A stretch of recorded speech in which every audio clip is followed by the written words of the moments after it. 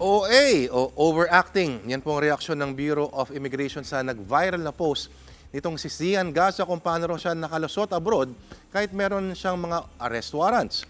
Sa post, inisa-isa ng negosyante na unang nakilala bilang billboard shooter ni Erich Gonzalez, yung artista, ang maaksyong pakikipagpatentero para makalabas ng bansa noong Setyembre 2018. Yan po yung panahong hinahatulan siya ng 5.5 taong kulong dahil sa pag-i-issue ng talbog na tseke.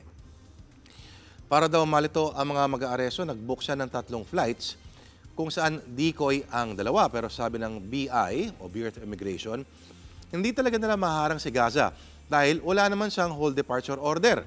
Pero pinag-aaralan ng ahensya na panagutin si Gaza dahil nakakabahala raw ang tila panghahamak niya sa airport procedures.